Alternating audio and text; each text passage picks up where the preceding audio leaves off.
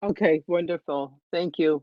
Good evening, everybody, and welcome to tonight's public safety meeting. Today is Wednesday, September 1st, and the time is 6:31.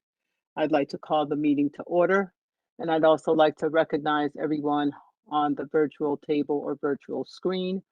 So Mayor Cantor is present, Deputy Mayor Leon Davidoff, Town Manager Matt Hart, Councillor Chris Williams, AC Tara, um, Chief Priest, and his assistant chiefs, and Mr. McHugh, and Chief Siniscali, and Chief uh, Vernon Riddick. And I don't, did I miss anybody? Forgive me if I did. But this is what I see on the screen. So if I miss somebody, just shout out. Before I do move to the next agenda item, I do want to pause just in memoriam of the young gentleman that passed away at Rockledge. And I do want to acknowledge our public safety team and the continued heroic efforts that you display each and every day during your work. So just if we can just pause for a moment before we continue on with the agenda items.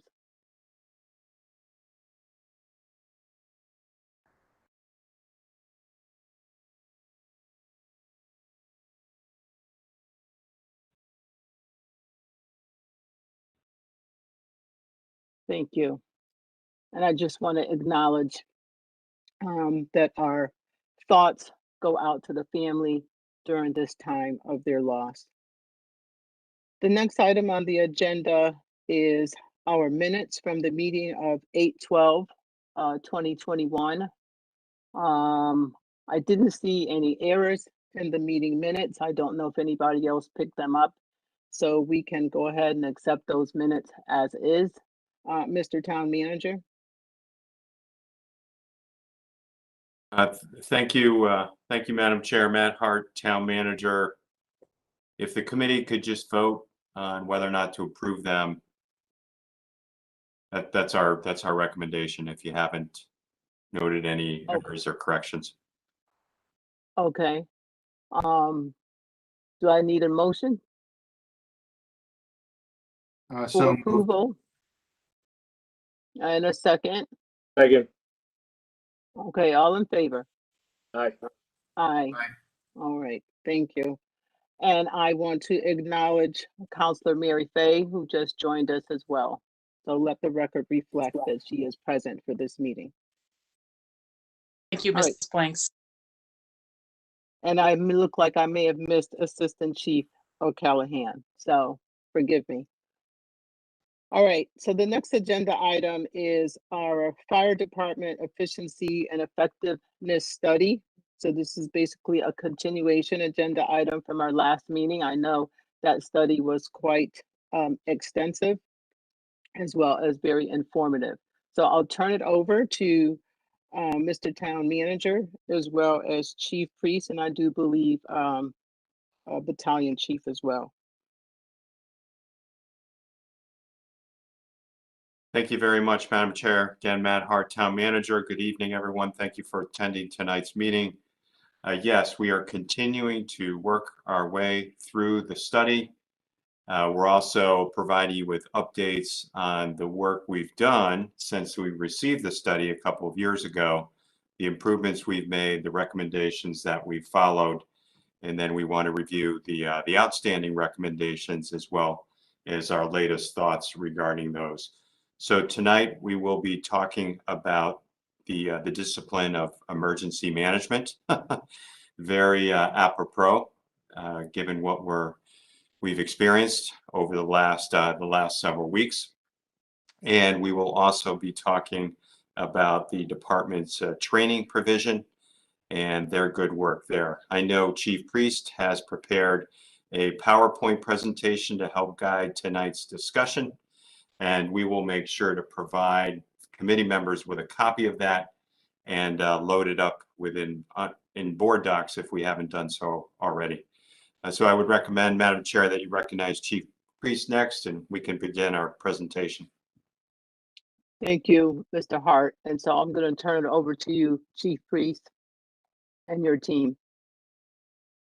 Outstanding. Thank you very much, ma'am. Greg Priest, Fire Chief. I'm given permission for my colleagues who will be presenting to take their masks down, but we will have our folks appropriately wearing that. I'm going to start screen sharing here. If you give me one quick second, and then I will be turning it over to Deputy Emergency Manager Bob McHugh shortly after that. Chief, you are hard to hear. It's a little faint. Okay. Right. I will see. We'll do our best to speak up a little bit more.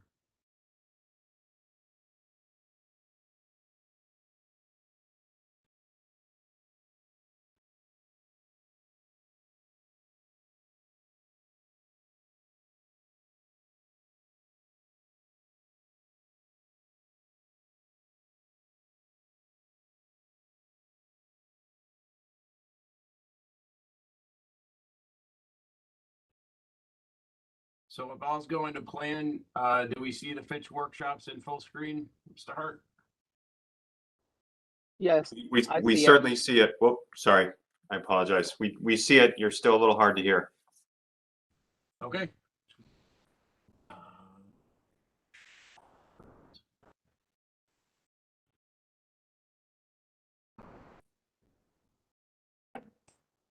Okay, we'll give this a whirl. And so as you said, we're going over Office of Emergency Management, Training and Support Services Division. And I would now turn it over to Deputy Emergency Manager Bob McHugh to speak about Fire Marshal's, excuse me, to speak about the Fire Marshal's Office, or better yet, our Emergency Management Division. Thank you, Chief. How's the sound? Can you hear me okay? I can hear you okay, but like Mr. Hart said, it just appears faint. So you just have to listen carefully. Okay. Thank you. Good evening, everyone. I'm Bob McHugh. I'm the Emergency Management, Deputy Emergency Management Director. As the Chief mentioned, we're going to give you a brief overview of the Office of Emergency Management tonight. In the 2+ years since the Fitch study was done, the administrative structure of the fire department changed a little bit with the addition of the Deputy Emergency Management Director's position. This was created in the fall of 2019 after the study was completed. Since emergency management falls under the fire department, we thought it important to spend a few minutes explaining what this division does so that the council has a complete understanding of the organizational structure of the fire department. By code, the town of West Hartford's public safety department actually has 3 divisions. It's the police department, the fire department, and actually a civil defense division. Currently, the more common term for civil defense is emergency management, and Chief Priest is not only the fire chief, but he's also the emergency management director. The mission of the Office of Emergency Management, or OEM, is pretty simple and straightforward. We actually don't know when an emergency is going to hit, but we do have a pretty good idea of what kind of emergency that's going to be. Normally, it's going to be a snowstorm or a nor'easter, tropical storm, something of that kind of situation. We also know that there's some scenarios that we hope will never happen, but that we have to prepare for anyways. These would be like an active shooter event or an accident with mass casualty. So the Emergency Management Department attempts to assist in these situations in 4 different areas. The first is obviously to help the town and residents prepare to handle these natural and man-made disasters. The second is to actually coordinate the town's response to disasters and large-scale emergencies, and also to assist with the recovery efforts after disaster hits. We also try to figure out ways to mitigate the impacts of the disaster. Something to keep in mind when we talk about OEM is that this is kind of a really small, a new department, not a new department, but a small department within the town itself. There's the fire chief that heads it, a part-time deputy manager, but its mission is to facilitate and help coordinate and support the other town departments that do the real bulk and legwork during an emergencies. And during an emergency, it's really an all hands on deck. It's not only police, fire, DPW that respond. It's also facilities, the health department, social services, the Board of Ed, leisure services, IT, Corp Council, library, finance department, all support the mission and the recovery during one of these events. Now, in addition to just those general outline I gave you, there's some specific things that we do specifically. The first and probably the most important is to have on file a local emergency operation plan, or LEOP. This is a plan that each municipality is required to have and keep on file with the state of Connecticut. It includes a profile of the town, sensitive locations, must include plans on how we're going to deal with sheltering, how we'll evacuate the town, what our communications plans are, the sheltering of pets, basically anything you think that might come up during an emergency. Currently, this basic plan that we have is contains not only the plan itself, but 20 annexes, and it's about 600 pages long. We're also required to review and update this plan every 2 years. So that takes a major portion of some of our activity or time to get that activity done. The other thing that we are heavily involved in is helping the town develop and implement our town submission to the Capital Region Hazard Mitigation Plan, which is also required to be submitted to the state. And this plan is updated every 5 years, and it identifies hazards within the town, areas that we can improve in, and what projects the town's going to work on for the next 5-year period. If we don't actually have this on file, we'd be ineligible for many of the grants that the town has applied for. We're also responsible for the Tier 2 reporting that comes in. You may not be familiar with that, but a Tier 2 report is an annual report that businesses have to submit to the town for certain hazardous materials that they keep on site. This is updated yearly. It's also important so that our police and firefighters have that in case they're getting a call to that location. They'll know how better to respond to it.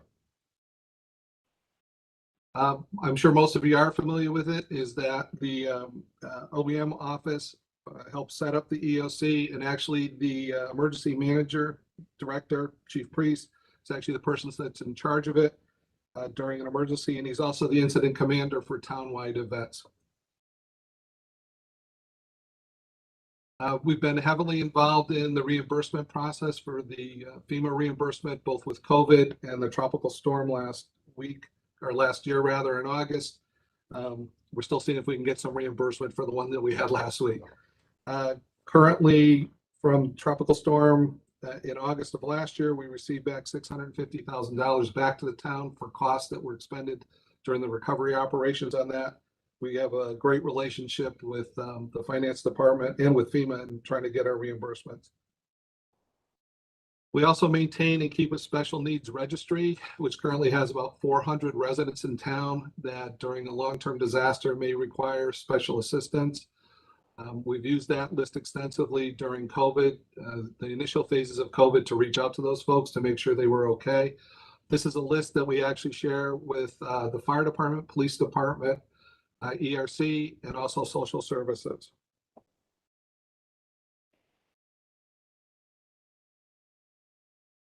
We work very closely with social services in the setting up of emergency shelters. We have 3 shelters in town that are designated: Elmwood Community Center, Conard High School, and Hall High School. Most recently, we just opened up the shelter during the tropical storm Henri down at Elmwood Community Center to be a reception center in case anybody had been displaced during the storm. Luckily, we didn't have to use that. We're also, as every department does, actively pursues grants. We currently get a grant each year from the state for $30,000 that helps us with the Everbridge system to pay for that. Also, part of it goes towards offsetting some of the salaries of the emergency management department. We're also going to receive $2,200 in grant money from the state for our CERT team, and we're due for another $5,000 in the beginning of next year to assist us in pandemic planning and recovery.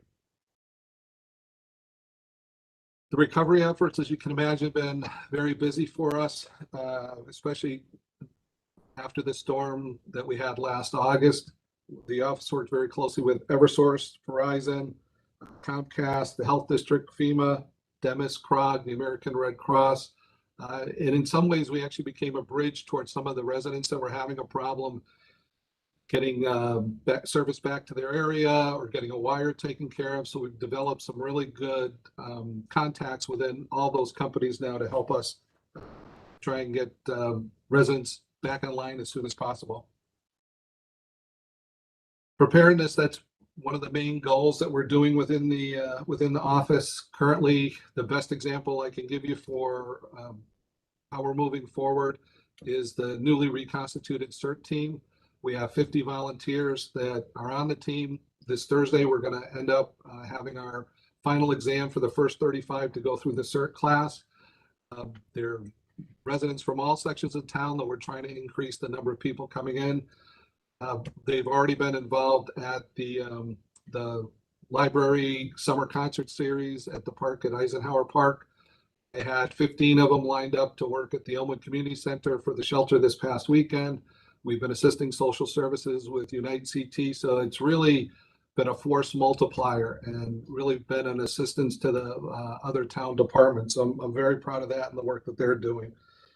We've also recently, in connection with the American Red Cross, they've now storing some additional shelter equipment down at our Brixton Street location, which will actually enhance our ability to spin up a shelter if we need to do that. And then mitigation, we're always working on different things that we can do that can help mitigate or reduce the impact of a disaster that hits town. The two probably best and most recent examples of that would be our vaccination clinics that we assisted with, both at ShopRite, Town Hall, the senior centers, and also the PPE distribution that we did in conjunction with Demis and the Department of Public Health down on Brixton Street this past summer.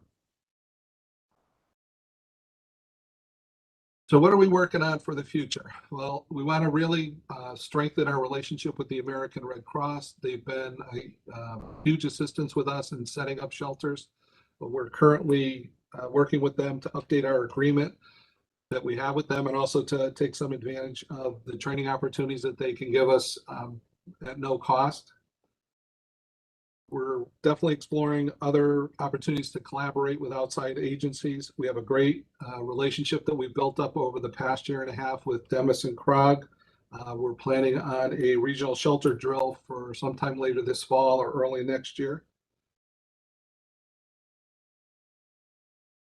We're going to increase our community outreach. We're going to do another round of recruitment for our CERT team.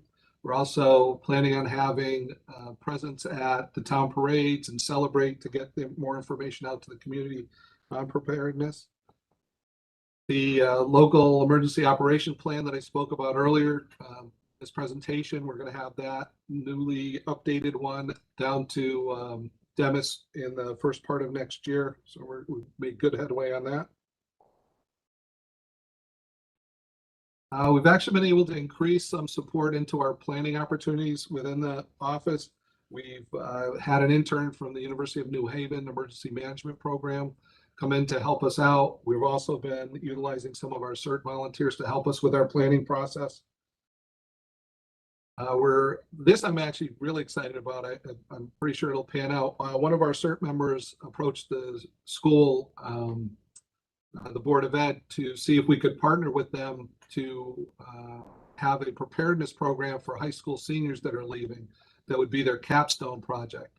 As you're probably aware, very recently, or within the next year or so, if you're going to graduate high school, you have to complete a capstone project.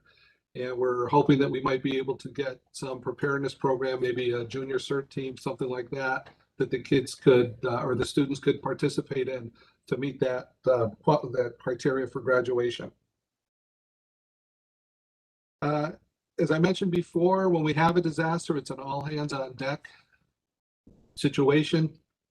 And one of the best ways that we can increase our ability for the different town departments to work together is to get everybody trained in the incident command system, which provides a universal way to respond to emergencies and gets everybody on the same page. So we hope to identify key positions and get that training done within the next year or so.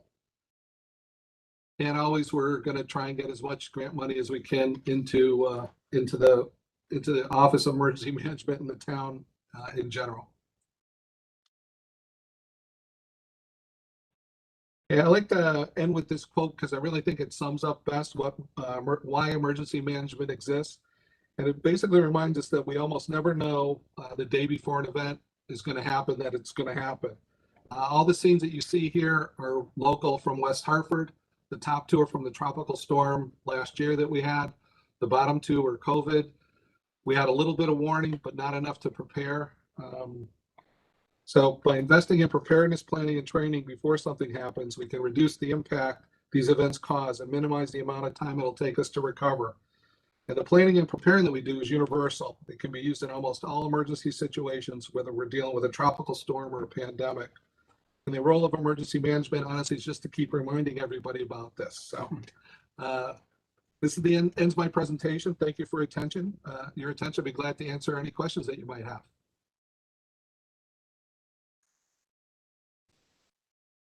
Thank you, Mr. McHugh. I can open it up. Anybody have any questions?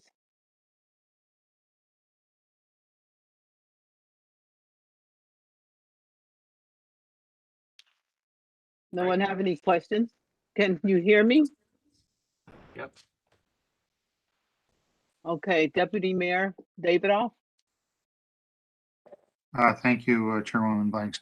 I don't really have a question, but I do have a comment. It's great that we're going through the Fitch study, even though it was several years ago. I think the concepts and the sections that are mentioned there are as relevant today as they were when we undertook the study. And to your point, Mr. McHugh, a community can never be over-prepared for any type of situation that may arise. And I would say that our community puts in place the resources, has the training, the individuals, the professionalism necessary so that when they encounter an emergency situation, we're not sitting around wondering how to do it, we just do it. And I think that comes from the professional management team all the way down to anybody involved in the situation that's necessary to perform the tasks that need to be done. So our community is very well served, has been very well served, and I believe will continue to be well served by the fact that we have a plan. And I think that's the key. Having a plan and knowing how to execute the plan serves communities quite well. And our ability to communicate with our residents, as evidenced by the multiple Everbridge messages sent out with very relevant, very timely information to our residents, has prepared our community quite well.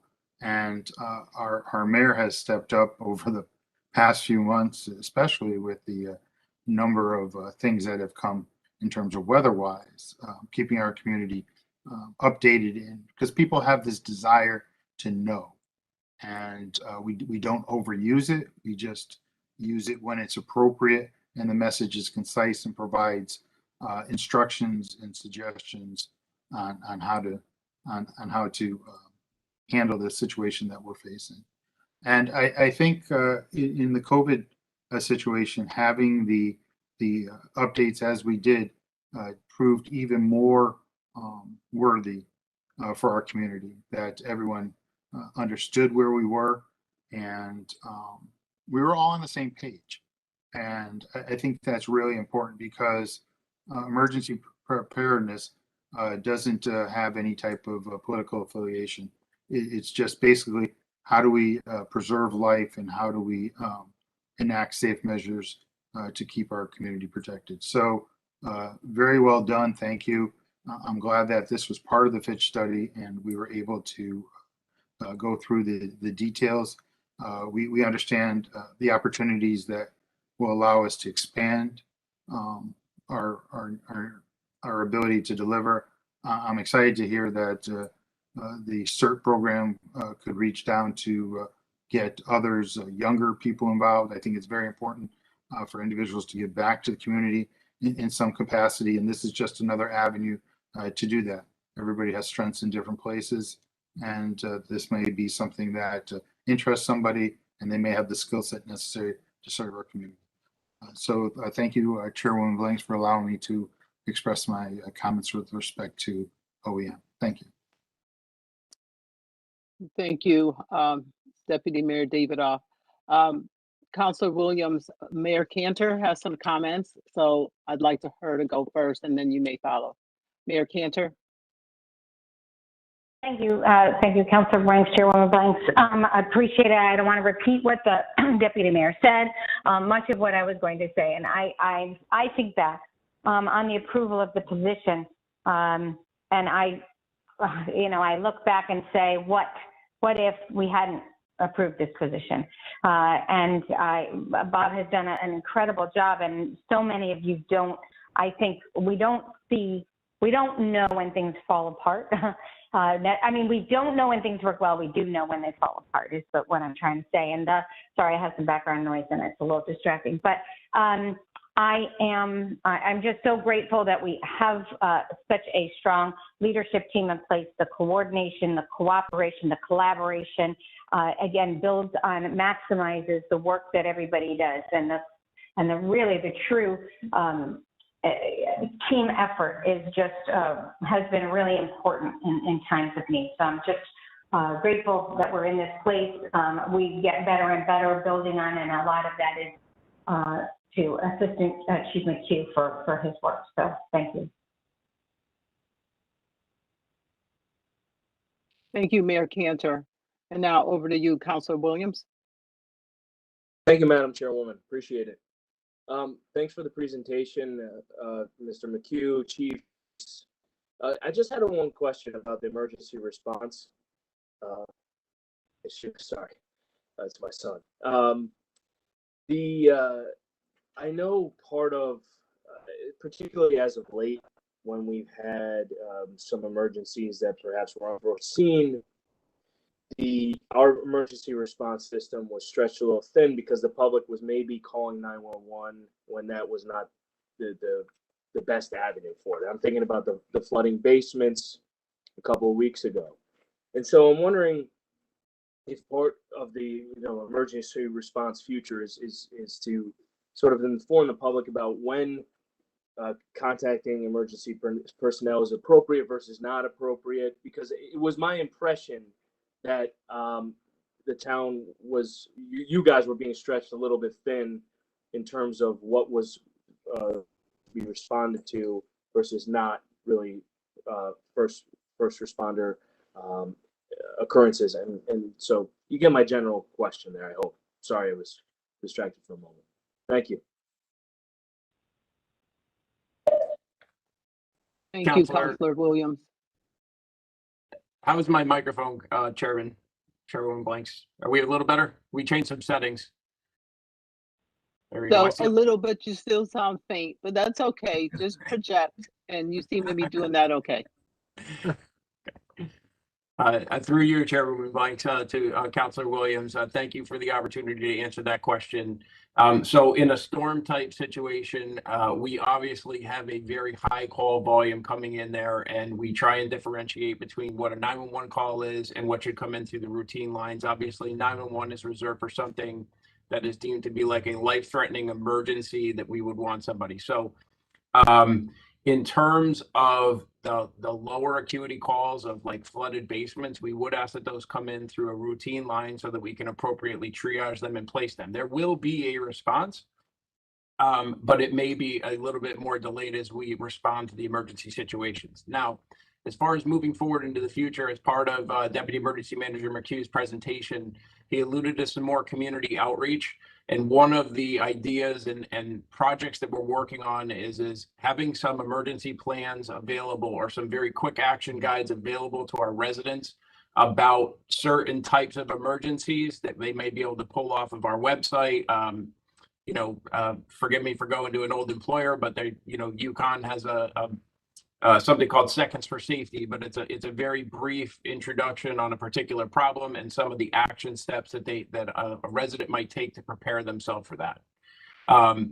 That aside, going back into, we always want to have a welcoming presence in our dispatch center. Our ERC folks work very, very hard.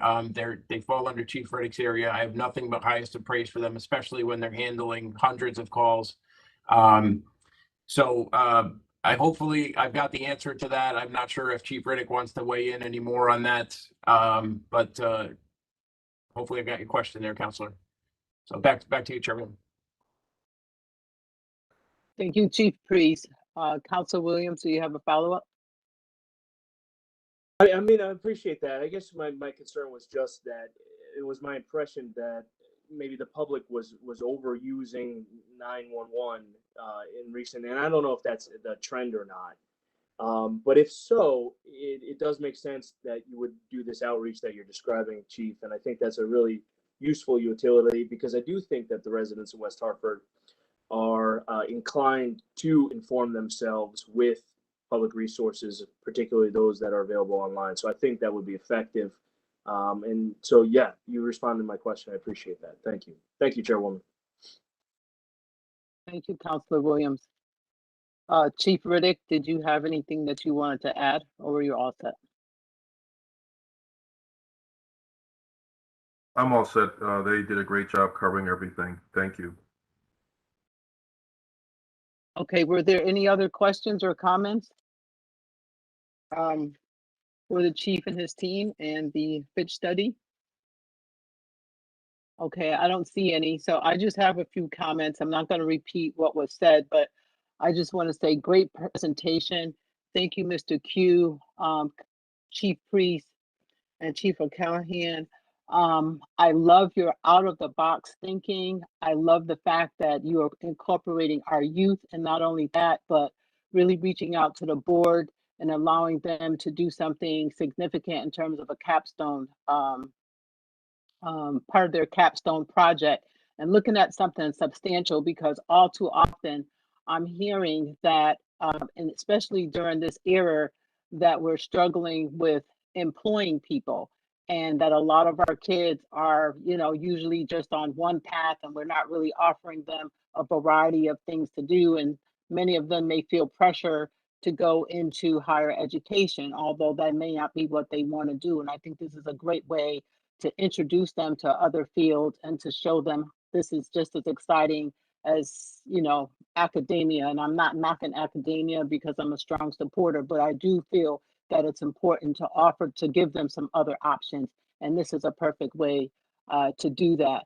And the other thing that I loved is the community outreach efforts in terms of educating households, because that's exactly what I'm thinking. Is there something in terms of utilizing our websites just with some key tips in terms of how to stay prepared before the storm comes? Because one of those things is we minimize that mad rush to the gas station or to the grocery store. And especially, if anything, this past year have taught us is I never knew that the toilet paper and the paper towels can fly off the shelf as quickly and as often as they did, and then there's nothing left. So perhaps there could be something where we can have a minimal amount, and then that way, when there is a pandemic, we still have something left over. So just wanted to say great ideas in terms of that. And then I did just have one question in terms of the annual report that you mentioned for businesses. And I'm especially curious about new businesses that come into town.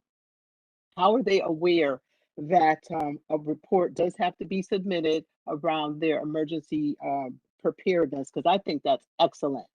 And I'm just curious, when is that report due in terms of the annual period?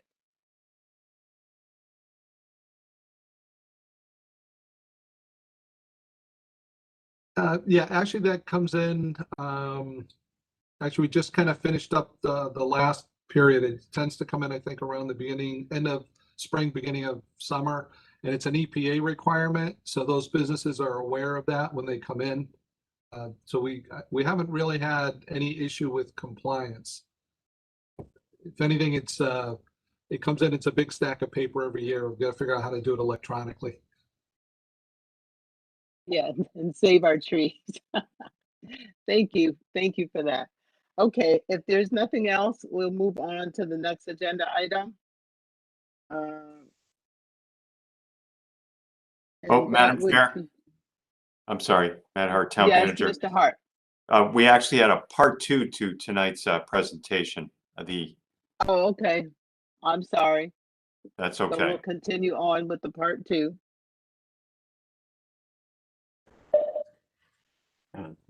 Thank you, Councillor. We're going to introducing you now to Battalion Chief Mark Bassett. He's our Training and Support Services Division Commander. And I'm going to pull the PowerPoint back up for him. And a second here.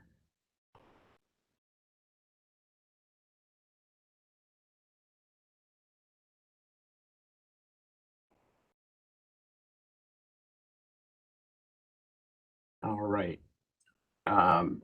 Is that displaying as a single page? Yes. Outstanding. Okay, so Battalion Chief Mark Bassett. Thank you, Chief. Good evening, Madam Chair, Town Manager Hart, members of the committee, and Mayor Cantor. My name is Mark Bassett. I am the Battalion Chief of Training Support Services Division. I'm here to briefly speak about what the division does, my responsibilities, and where we are with respect to the Fitch study. The year 2020 was a year full of unexpected challenges on all personnel here at the West Hartford Fire Department, across the country, and around the world. This year, those challenges have largely continued. As a department, we have risen to the occasion and have subsequently built a stronger bond with the community and neighboring municipalities. The training division has adjusted focus several times to meet the demanding challenges that the COVID-19 pandemic presented. In spite of numerous hurdles, excuse me, we remained successful at training our members on new protocols and up-training several members to become certified in vaccine administration. The training division continued to ensure that fire training, precepting of new medics, and skills validation of our existing members was upheld to the highest standard throughout this unprecedented time. The Training and Support Services Division has a responsibility to ensure that all members are trained to industry best practices and standards. This is done through multiple avenues within the department to include online training, classroom, and hands-on training. We have evaluated our training models and rolled out a new training policy for this year, which acts as a resource for all members to refer to so that training may be more efficiently planned and executed. Due to COVID restrictions, training had been done largely at the company level, with training being conducted at each individual firehouse. As COVID restrictions eased up, we have been able to conduct multi-company training as necessary and appropriate. It is noteworthy to mention the foresight of my predecessor in this office, Battalion Chief Jared Smith, who proactively contacted OSHA requesting a voluntary assessment of how we conduct our training. We knew we were in good shape, but we wanted an impartial outside opinion. This action, in conjunction with Fitch, has yielded several improvements in our programs and operations. This chart shows where the Training Support Services Division fits into the fire department. The TSSD battalion reports directly to Assistant Chief of Operations. Within this division is the EMS officer, Jason Centron, and Planning Recovery Officer, Bill Shapper.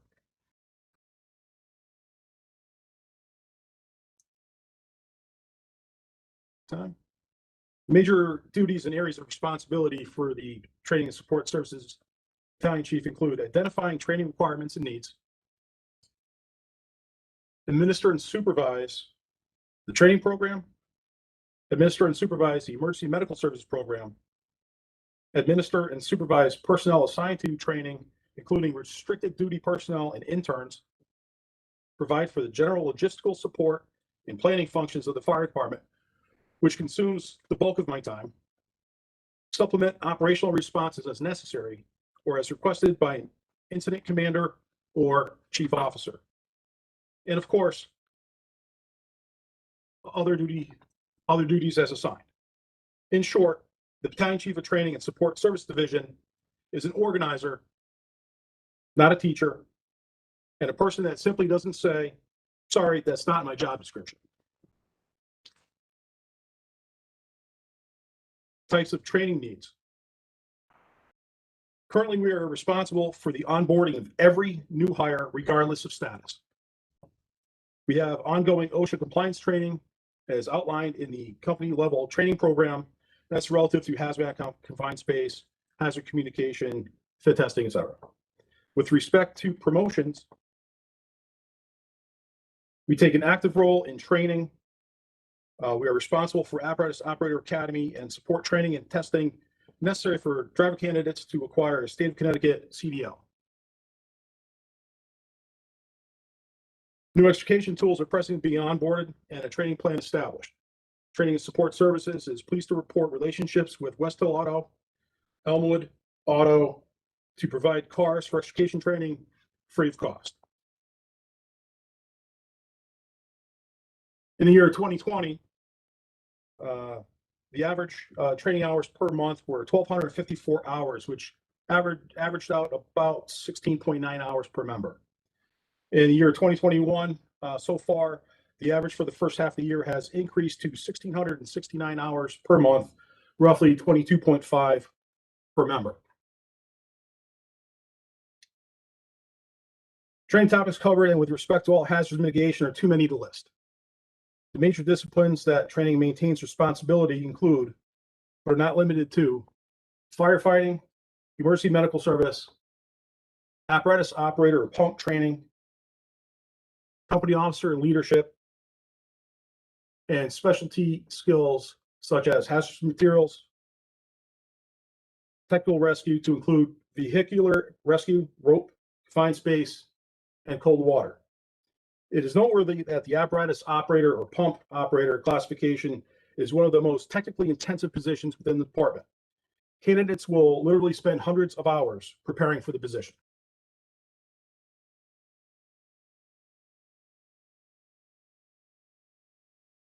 The objectives of the company level training program, the most visible and most utilized aspect of the training program is the firefighting component. The primary objectives of the training plan are to provide personnel with professional development, increase job knowledge, and ensure manipulative skills retention. We do that by having focused firefighter training every month. Apparatus operators and officers have an additional 12 hours of professional development throughout the calendar year. The secondary objectives of the training plan is to ensure the West Hartford Fire Department meets or exceeds OSHA requirements for ongoing training for emergency responders. We do that by maintaining competency in hazmat operational level skills in confined space rescue. We have SCBA and N95 fit testing. We review infection and exposure control plans and supporting documents.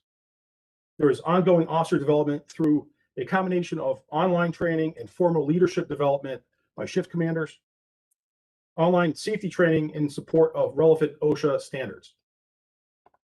The final tertiary objective of the training plan is to ensure the delivery of 4 formal department-wide training programs per year. This ensures uniformity in operation across shifts. This year, these programs were surface ice rescue, low-angle rope rescue, firefighter safety and survival, and ladder truck operations. So, changes we made. A formalized training program has been written and implemented, which provides clear direction and expectations. We have made a transition towards competency-based training, which aligns us with OSHA requirements. However, we still track overall hours as it relates to ISO ratings.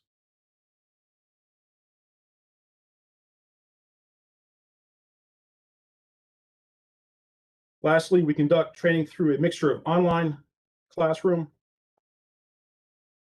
and hands-on training.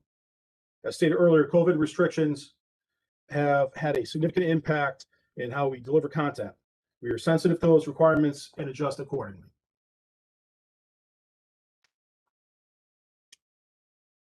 Future plans. Continued OSHA compliance and training programs. In support of company officer training, we have obtained a FEMA grant for a total of $350,000, which will be used for fire officer professional development.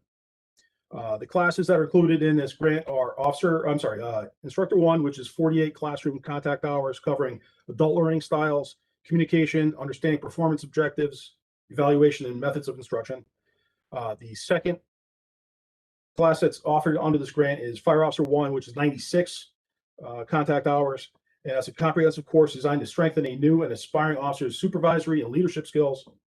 And the final program that's involved in this grant is the Incident Safety Officer, which involves 24 classroom hours designed to provide students with the knowledge of an incident safety officer during emergency operations or in training. Overall, this grant provides 168 hours of instruction for 20 members of the department.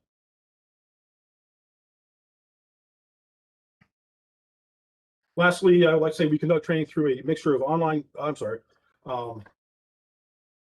at this point, this concludes my presentation. I welcome any questions, comments, or concerns you may have for the chiefs and I. Thank you for your attention. Sir. Thank you for that presentation. Again, very informative and comprehensive. I'd like to open it up to the members of the committee. If there are any questions or comments. Deputy Mayor Davidoff. Thank you, Chairwoman Blanks. Thank you, Battalion Chief Bassett, for the comprehensive overview of our training protocols and how we deliver training. Training in my family is pretty important. My wife's a web-based trainer for a major employer in the Hartford area, as is, I think, your sister. And they did work together at one point in their careers. So there's so much that we can present employees with respect to how to do their jobs. And while some people may think that going to a training class is boring, and may feel sometimes like you know this already. Some people leave with the attitude or enter the training, oh, I already know this, I don't need to do this. But to be well prepared, you need to understand the latest methods, procedures, best practices in order to be successful. And in a career such as emergency services, it's critical. It's absolutely critical that you understand how to perform the day-to-day functions that you may encounter, because not only are you expected to perform life-saving techniques, but you also need to take steps to protect your fellow members of the department as well as yourself. So so that's why training is so critical, and I'm really glad that we take the necessary steps to ensure that all members of the department receive adequate training. There's no such thing as being overtrained. There really isn't. There's always something new to learn. There may be a new procedure, a new piece of equipment, and the time to learn how to use it or to learn the skills necessary isn't while the situation is occurring. It's those hours well in advance. So thank you for all you do with respect to making certain that the men and women of our department are well trained and well prepared. I'm going to have to, unfortunately, jump off this call to take care of another work commitment, but I just want to thank you and express my sincere appreciation for all your efforts. And I will catch up with others with respect to the other items on the agenda. Please be safe all. Thank you. Thank you, Deputy Mayor Davidoff. Are there any other questions or comments? Mayor Cantor?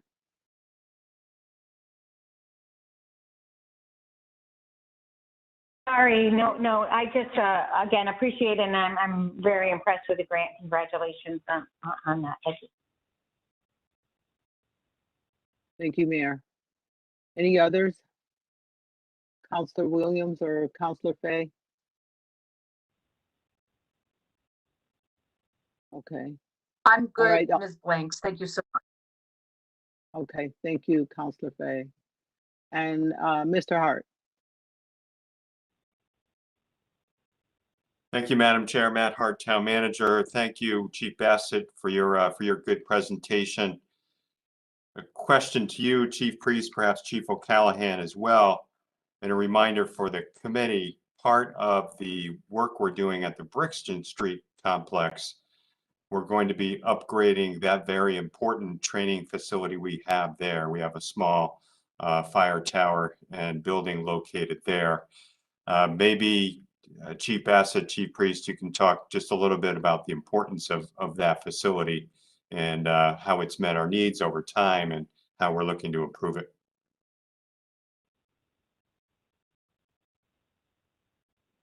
Have Chief O'Callahan field that one for you, sir.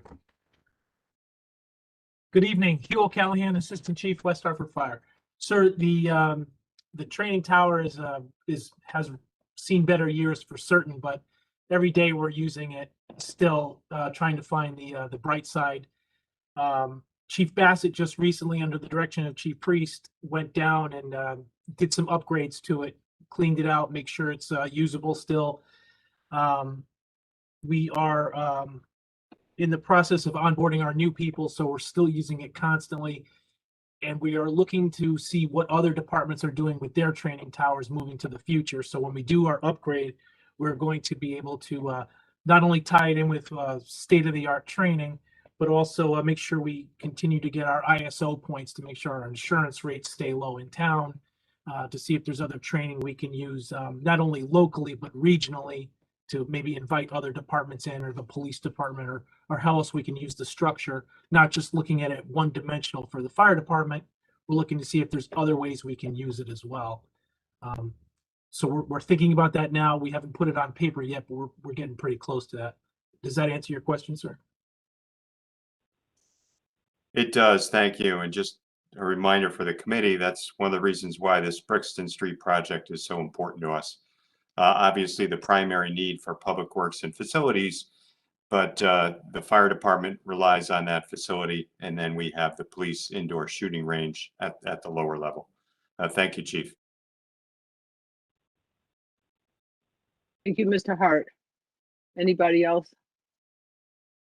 Okay.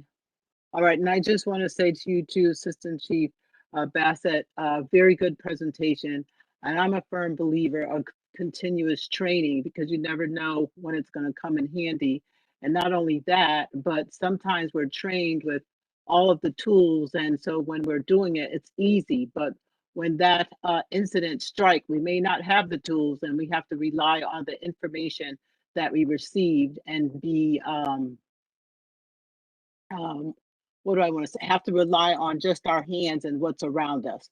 So I just want to say kudos to you and your team for continuing to do the hard work, the heavy lifting, and just being, steadfast and making sure that the training is delivered, and also utilizing different ways, especially during a pandemic. So you mentioned the hands-on, and now you've restricted it to the houses where different members are. So that means it doesn't stop because we're in a pandemic. We just have to get creative, and the training continues. So I just want to thank you for just continuing to do the great work that you and the team continues to do and deliver each and every day. And that's why West Hartford continues to be out in front and to be a leader among so many of our towns in this state, and also across the country where we're recognized. So I just wanted to put that out there, because I just think nothing but great things for the entire public safety team. Just continue to keep doing the good work that you do. Okay, so we can move to the next agenda item, Mr. Town Manager, which is communications. And here we have the legislative proposal to reduce juvenile crime and recidivism. And I'll turn it over to you. Yes, thank you very much, Councillor Blanks. Matt Hart, Town Manager. I shared this letter with the council yesterday, and I made sure to post it on board docs as well. I think it's of particular relevance to this committee. I believe the council, everyone is aware, but a few weeks ago, Mayor Cantor, Chief Riddick, and I met with all 4 members of our state delegation. We met to talk about the incidence of crime and quality of life issues, and we had a real focus in that conversation on juvenile crime and recidivism. The members of our state delegation, who I think were very receptive. I want to thank Chief Riddick and the members of his team in particular for identifying and clearly articulating the recommendations that we made to them. They are all listed here in the letter. We did start off by saying, though, and I think Chief Riddick was very wise to acknowledge this, oftentimes the PD is coming in at the back end.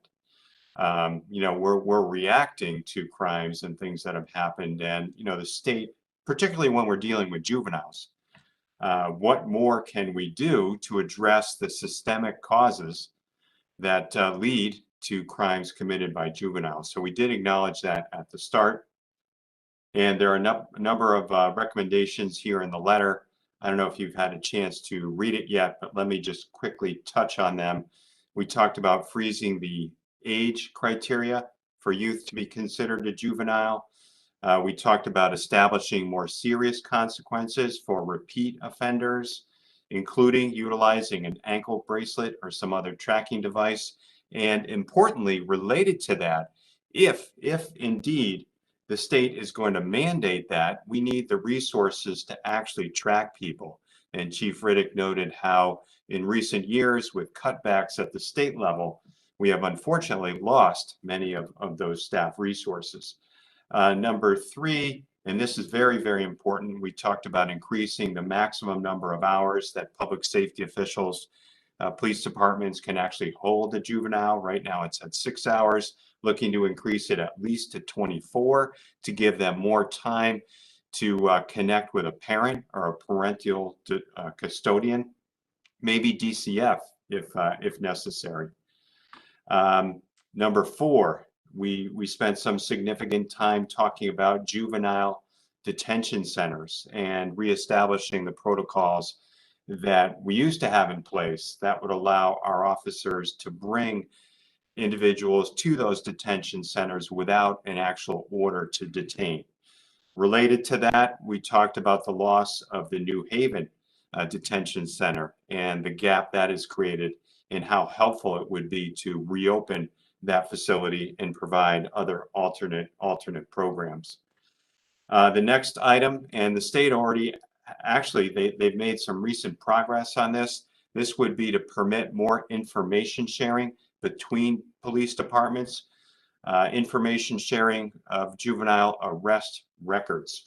And the judicial branch, Representative Gilchrist let us know this yesterday. The judicial branch has established a new procedure to facilitate this. Our police department will certainly pilot that and provide our feedback. Just two more items. We talked about allowing exemptions to the state pursuit policy to permit more use, expanded use of what we call forced stop procedures. A good example of that would be a tire deflation device. The Post Council, which establishes training criteria for police statewide, and Chief Riddick, I think, is a member of the council now, can actually flesh this out. And then last but certainly not least, and this is the item I've led off with, is the importance of providing additional assistance such as counseling, parenting classes, etc., to the parents or the parental custodians of these juvenile offenders. So I think everyone it was a very, very helpful conversation. Again, our delegation was receptive.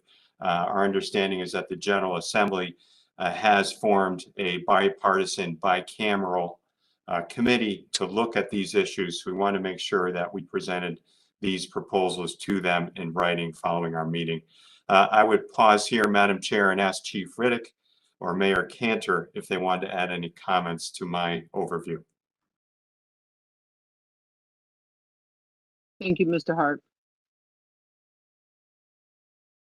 Mayor, would you like I'll to go just say, first?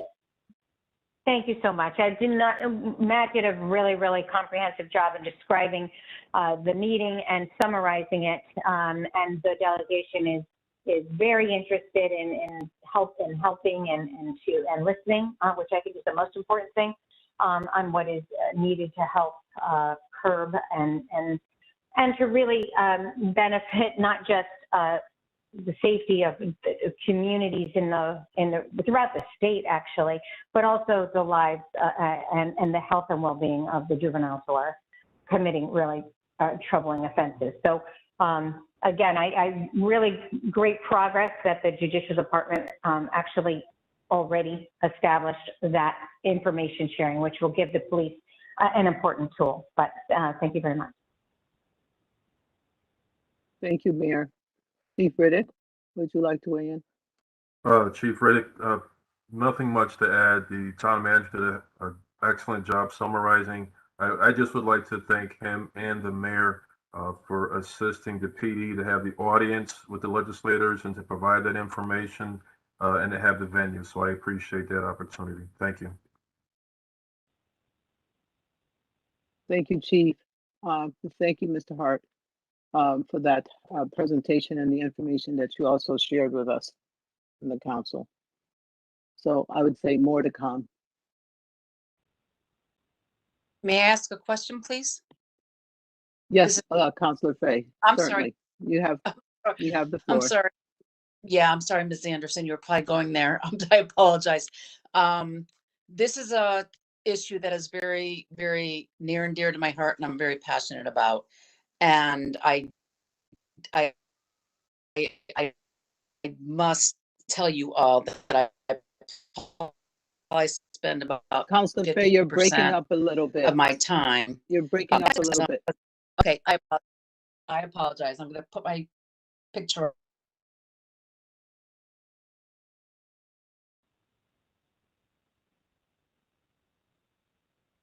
And we can't hear you now at all. So you may want to repeat what you said.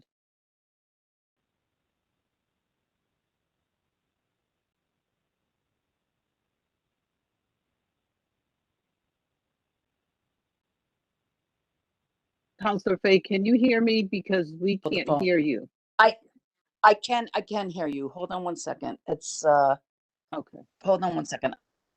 Can you hear me now?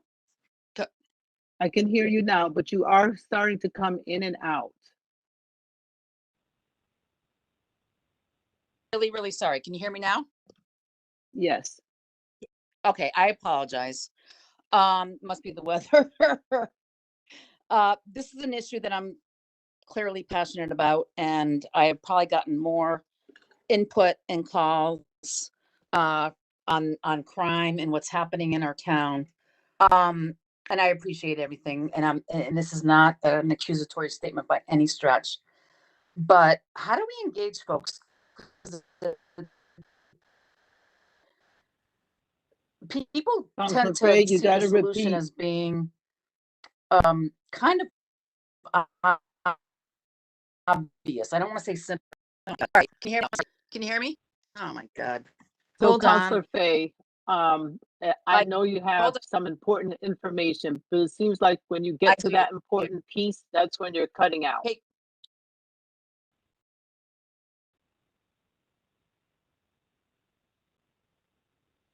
Now? Jesus. Can you hear me now? I really do apologize. I can hear you now. All right. Everybody can hear her now, right? Okay, go forward. I apologize. The weather or something with weather with my internet. This clearly is a topic near and dear to everybody's heart in our town. And I spent the better part of today fielding calls from folks. And a couple of things that they're concerned about is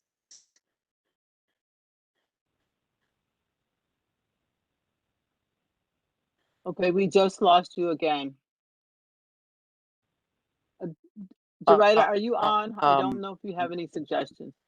Yes, I do have a suggestion, and I apologize. I just do not want information that's in the public domain. For instance, carjacking. I don't want to have on. Oh my God. Okay. The card. Say again. It is probably a good idea if everyone mutes their line except for Councillor Fay while she's speaking. Okay, thank you. Be brief, I promise. So the question becomes, so people want to be informed of these incidences so that they can be aware and protect themselves.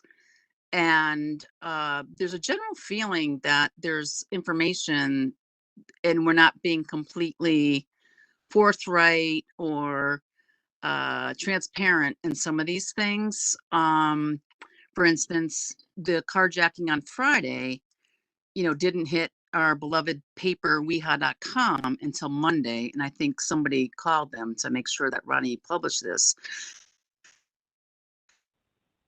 People just want to make sure that they're safe, so they take the extra precautions. So I just wanted to raise that awareness. I talked to Matt. I happened to run into him in town hall today, signing some papers, and I made him aware.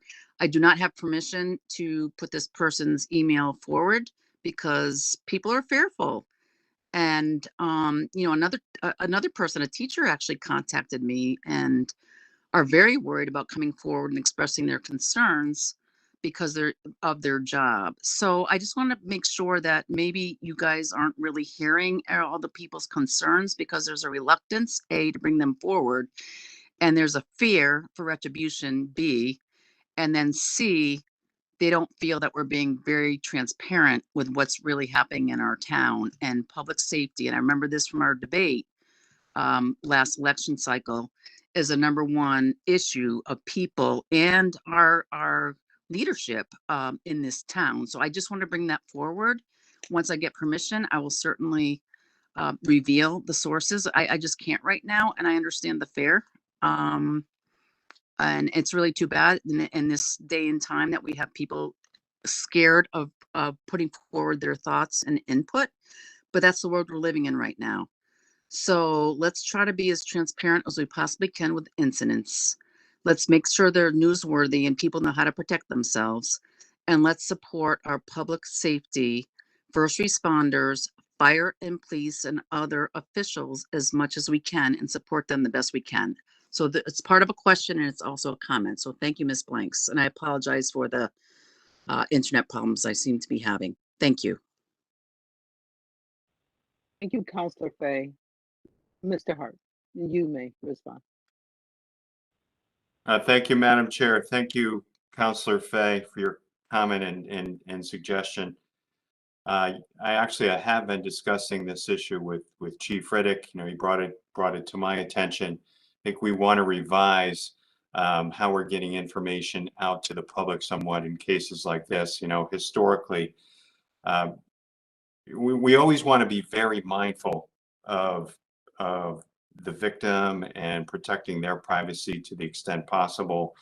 I think we try to be more proactive, certainly when we see some type of imminent danger to the public.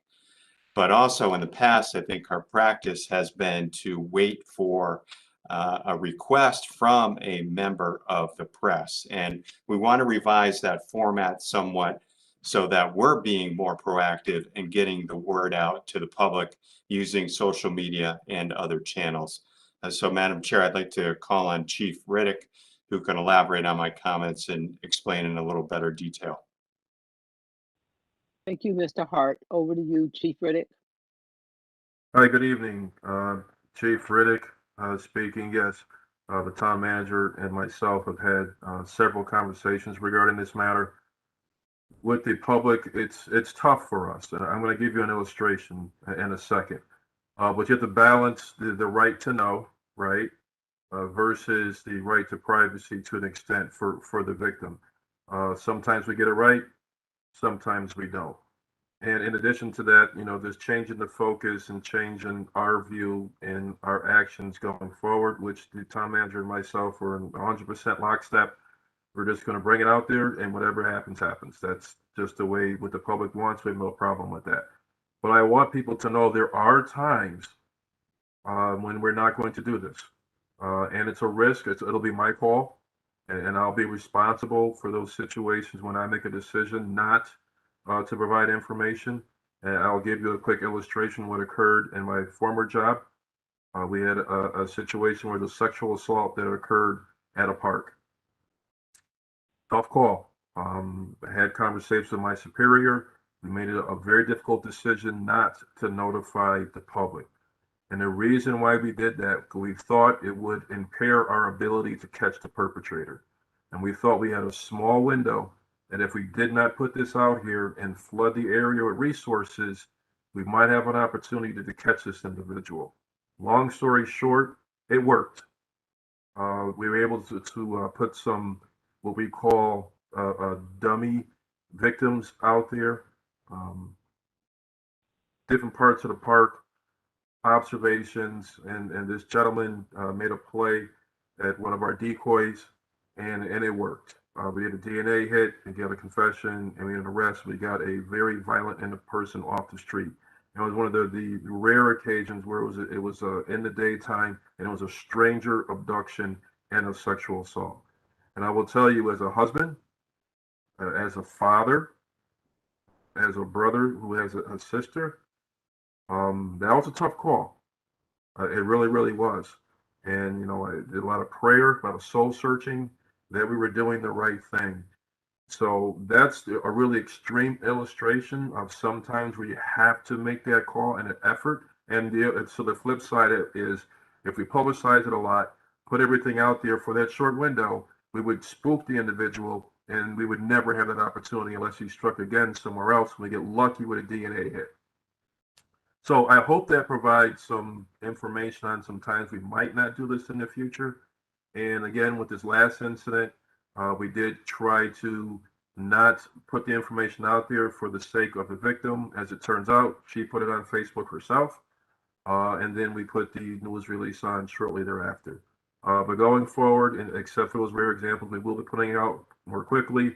We've had some transitions within the police department. We had a retirement. We have a new person who's our PIO. We have a ton of people have left, so we're a little lagged behind that. But the one thing I would never want our police department and at least my administration ever to be accused of is lack of transparency. So that is absolutely the converse of everything that I personally stand for and what this police department stands for. So thank you. Thank you, Chief Riddick. Councillor Fay, do you have anything to follow up? No, Ms. Blanks, thank you very much. And I just want Chief and Chief Priest as well. You know where I stand. I back you guys 100%. So I'm certainly not second guessing any decisions or how you run your shop. I would never do that. I just want people to be aware of what some of the public sentiment is, and I back you guys 100%. So I just want you to know where the question was coming from. And I did get a chance to talk to Mr. Hart this afternoon. So, you know, I'm just trying to bring the information forward. So thank you very much. Thank you, Councillor Fay. And Councillor Williams, you have a question or comment.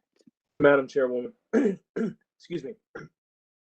We have a wonderful police department and the administration for the police department, likewise with the fire department, of course. And so with respect to the police department, I've felt, and I think all of us have felt, that we've been hamstrung by the state legislation. So I think it's great, Mr. Town Manager and Chief, that you put together that correspondence to our delegation in addition to meeting with them. My question is simply, did you get any sense from the delegation as to the timeline here, when the General Assembly will be considering these types of issues moving forward, and what West Hartford can expect in terms of change at all, if there were any such commitments? And obviously, if there weren't, there weren't. But that's my question, sir. Thank you. Thank you, Councillor Williams. And Mr. Hart. Thank you, Councillor Blanks. Matt Hart, Town Manager. Thank you, Councillor Williams, for your good question there. The impression I received, and Chief Riddick and Mayor Cantor can weigh in as well, is that they hope to act on these things immediately, either through special session or in session next year. But I mentioned the fact that they are establishing, if they haven't already, a bipartisan committee to work on this topic. So my sense is they understand the sense of urgency and would be taking action in the near future, understanding they need to go through their process of deliberation, et cetera.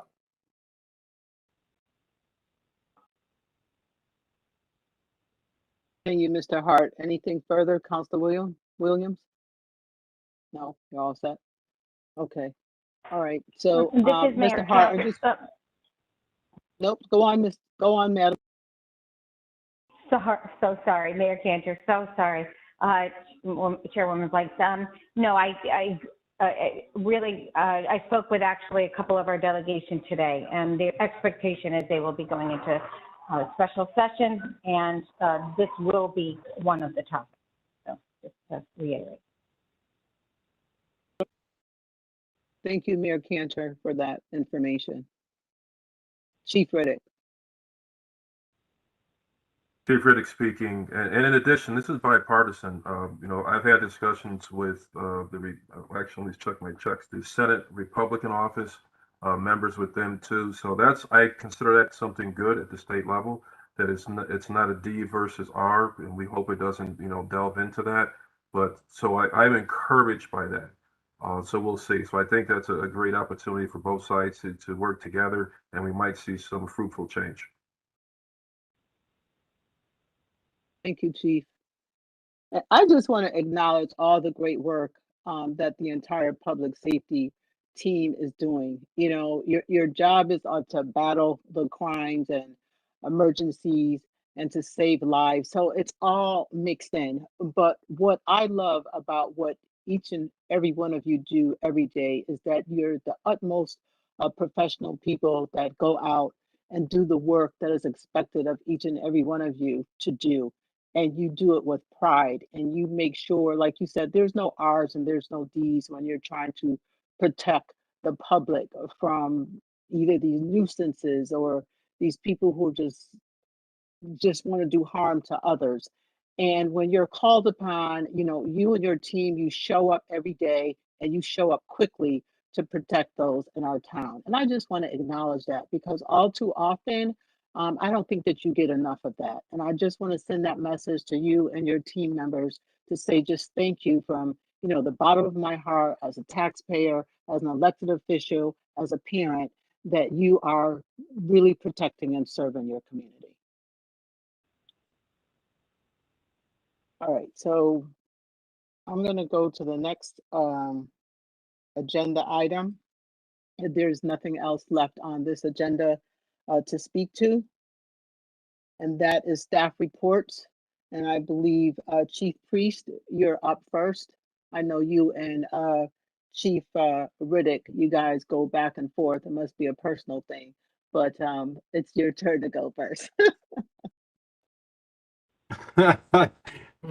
Thank you, Madam Chairwoman. Greg Priest, Fire Chief here. I have submitted a written report for your consideration that is uploaded to board docs. You know, as I start my report, I just wanted to kind of echo one thing that you said, which is my appreciation goes to the staff that are working with me. There's a tremendous amount of preparation that goes into these meetings ahead of time, and condensing very large areas of their job into a 10 minutes or a 5-minute presentation is outstanding, whether or not Chief Cinzigelli, Chief Bassett, Deputy Emergency Manager McHugh, or Assistant Chief O'Callahan. So thanks to them. As far as the only couple of things I just wanted to point out, we certainly had some very busy weather events. I've detailed that they were both very busy times for us, both on the planning aspect and the response. Very, very pleased to report that we have hired 10 new candidates into the fire department, utilizing 3 different lists, whether or not certified paramedics, certified EMTs, or folks who are just joining us with little fire experience, but we're certified as EMTs.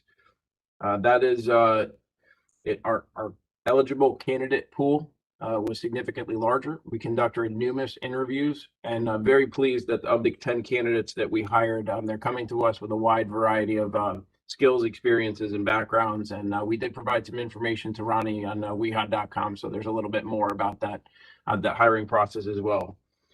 We also worked with Human Resources to do something called the provisional offer, which is something that allows us to select a candidate before we have a vacancy ready.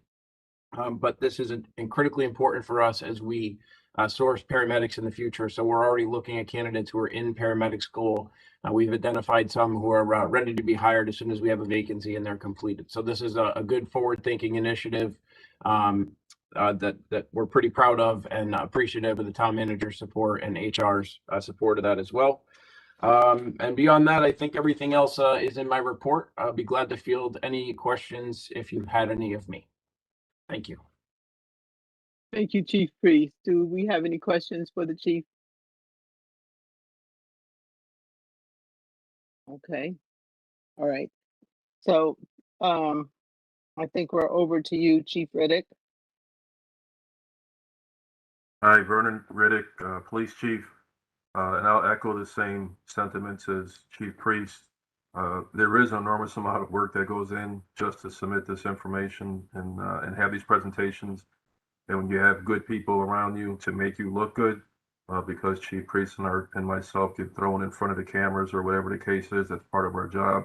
But you got to have people around you, and you got to have a town council, committees that support you, which we have here. So that does help when things get a little crazy. And lately, I think we all know it has been such. That being said, I'm just going to go over a few recent events that occurred. First, we are still engaging in our panhandling initiatives. Due to staffing and weather events, COVID and the like, it has not been front and center, as it has been in the past. As I mentioned, I think the last public safety meeting, we have finally hired a social worker. That social worker is coming out of the police budget, so we're going down one officer. We understand how important that is for that. And she's going to start on September 13th. And we'll be working in lockstep with social services, giving her a tour of our facility, ERC, meet and greets with our officers. So we're very excited about this partnership. And the primary focus is to shift some of these calls for service that we are going to solo to social services, and we can be more of a support role as she does her thing, and which she's much more qualified for than we are. Number two, the carjacking is extremely troubling. Everyone's aware of what occurred. These are one of these times, personally, just as a human, it has bothered me to my core when these type of events happen, especially it's so brazen, broad daylight. We're fixers in public safety. We want to provide solutions. We want to provide options. But what bothered me, and still does, there's really nothing I can tell this victim to do better next time. She was in a public place. It was in the middle of the day. She went to her car. She did everything she was supposed to do to arrive home safely with her vehicle and with her property. But despite all that, she became a victim. And I really don't have a comment to say. I don't know what to say about that.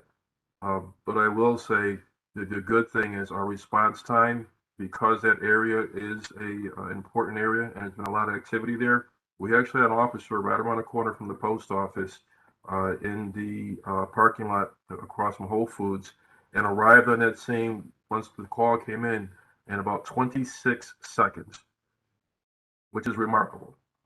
And the backup was there in about a minute. And understand how busy that intersection is, that whole area and that traffic, that this tells you the priority we put upon that. But even with all of that, this event occurred. So, when people have been calling and asking for solutions, those who know me, I cannot stand to say I don't know, but if I don't know is the answer, then I don't know is the answer. There's nothing more we can ask for that outside of us being right there. And we were almost right there. So we just ask the public, be aware of your surroundings. If you see people approaching you, trust that sixth sense.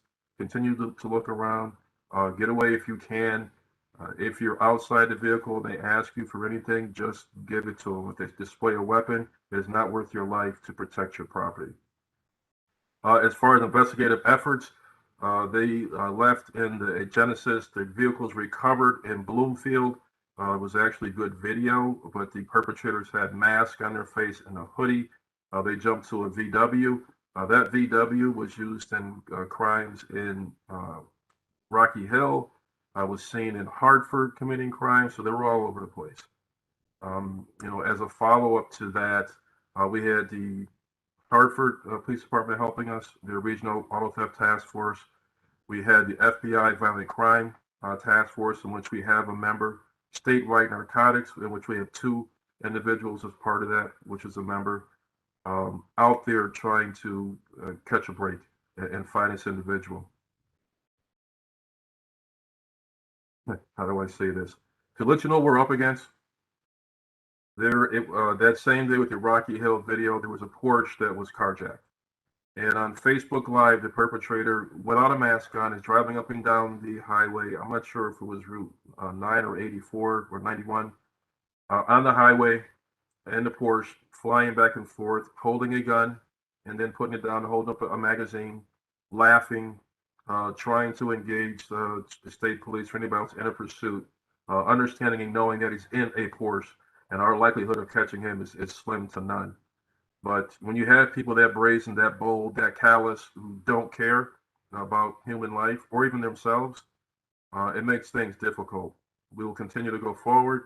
The good thing is that individual, the appropriate authorities know who he is. So it's a matter of time. I'm sure there'll be warrants to be submitted at some point, and they'll be captured. But just to give you flavor and a taste of what's out there with lack of consequences in sometimes.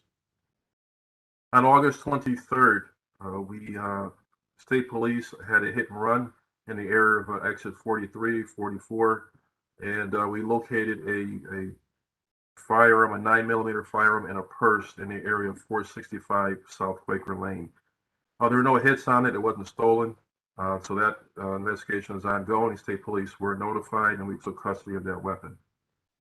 As you also may have heard, on August 24th, we had multiple purse snatchings / robberies that occurred on the Britton Avenue and another one on Boulevard by Prospect.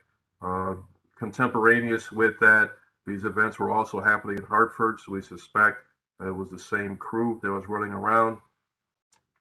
Fortunately, a couple of days later, with the assistance of the Connecticut State Police Auto Theft Task Force, they were able to make an arrest of individuals in a stolen car with a weapon inside. During questioning, they confessed to numerous robberies, including ours. Our detectives interviewed these parties. We've submitted arrest warrants, which we hope and anticipate to be signed by next Tuesday, charging 2 individuals with the following: robbery second, conspiracy to commit robbery; larceny second, conspiracy to commit larceny second; assault second, assault on an elderly, theft of a credit card, illegal use of a credit card. So really good police work, and it shows how collaboration and cooperation amongst agencies can lead to breaks in cases in which we have their initial charges that they have for the stolen motor vehicle and the weapon, and then subsequently the charges that we have for the crimes that committed in our time. We talked about our training of our police officers, and we heard the excellent training, the hours put in by the FD, and the importance of that. We've demonstrated at numerous public safety meetings the training with our police officers in using de-escalation. We had a call on August 26th. Our officers did an outstanding job dealing with an emotionally disturbed party who had committed an assault, was armed with a bat and a knife, and our officers were able to distract the individual, use de-escalation, deploy a taser without a firearm, and gain control of that individual without injury to themselves or anybody else for that particular incident. So job well done to them. Staffing. We were at 15 vacancies. We've given 2 conditional offers, so we're down to 13. We have 2 more conditional offers, hopefully within the next 2 days. We're bringing us down to 11. So working on that. We have an academy starting at Post September 8th or 9th, and then we have seats reserved in Waterbury's Academy, which should be starting September 23rd, I believe. So we're moving along. We get some vacancies, a lot of turnover, but we're plugging away, and we'll continue to work hard each and every day. That being said, that concludes my report. I just want to thank our officers for their dedication and hard work as we continue to try to make West Hartford as safe as it really is and put some perceptions aside. That being said, to Councillor Fay's comment earlier, My response wasn't to you, Counselor, was actually, you made a really good point, because perception is reality. If there's a perception in the public that we aren't being transparent, we need to correct that. And I believe our new affirmative actions going forward with how we're getting information out should assist with that. And I'll just remind everyone, as you've heard me say before, we can't beat Twitter, we can't beat Facebook and everything else, nor are we going to try to do that. So just give us a few minutes to get the accurate information that we possibly can, and we'll continue to do what we do. Thank you. Thank you, Chief Riddick. And Councilor Williams, you have a question or a comment? Brief comment. Thank you, Chief Riddick, for your presentation. I think the public, because I think there's a lot of interest in tonight's Public Safety Committee meeting, needs to remember over the last 18 months, it's been very difficult to be a police officer.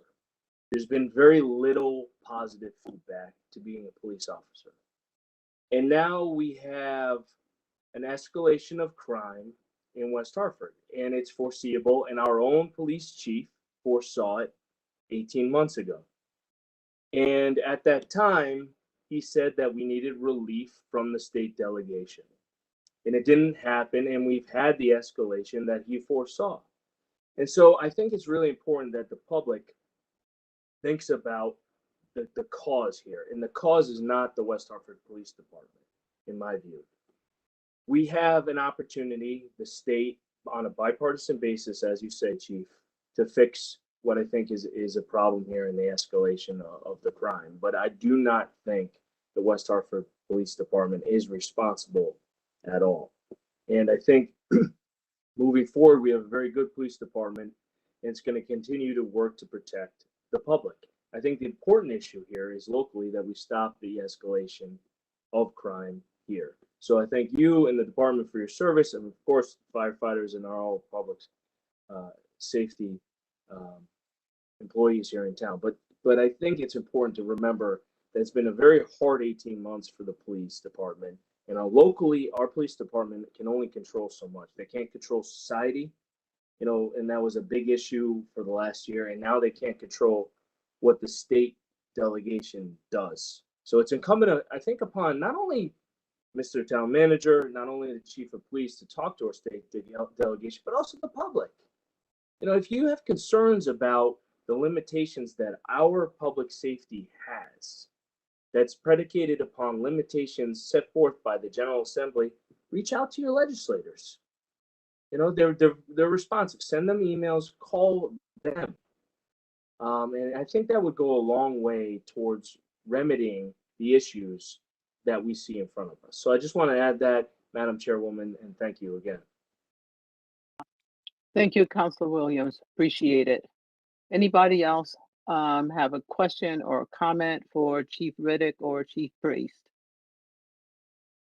Okay, Yep. so I don't. Councilor Faith? May I please, at the risk, and I'm sorry about my earlier internet problems, but not to be redundant with Mr. Williams here, but this is just an absolute issue that's important to everybody. I don't think politics belong in any of this, and it shouldn't be. They're just facts on the table that we're trying to remedy. And I certainly, I don't want to be too superfluous here, but I love our police force. I really and truly do. I fortunately haven't had to count on them personally a whole lot, but I've certainly been with them. Our officers are superb. Our police chief is outstanding. And I feel the same way about our fire department. So again, not to be redundant, but this is not where the criticism comes in. But I believe, and nothing's easy, it's certainly not, but there is low-hanging fruit. So I wish our contingent, our legislative contingent, was more proactive. We shouldn't have to be begging them to look at the laws and legislation that are impacting our citizens, our businesses, our town. They should be coming forward with solutions, and they are the majority, and they have been for a long time. So I really want to work with them, and I have ideas.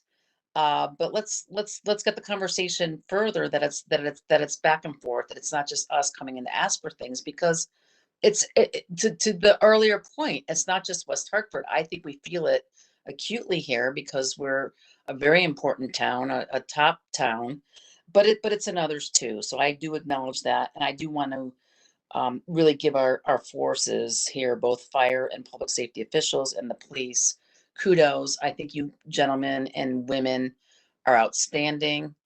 I've never worked with people so professional. And again, enough from me, but I back the blue and I back the fire and every other public safety official. So let us know how else we can get the attention that this problem warrants and get the changes that we need on the state level. So thank you very much. Thank you, Councillor Fay. Any other comments or questions? I know Deputy Mayor Davidoff has already left the call. Mayor Cantor, I don't know if you have anything else that you wish to comment on, if you're on. Sorry, I'm dividing my time, so I apologize, but I heard every word. But I just also want to, this is public safety has been a priority for this council, and I'm so grateful for the leadership of Chief Riddick, and we are in partnership, and I agree, and I'm grateful for his leadership and comments, and that's really all I have to say. Thank you, Mayor.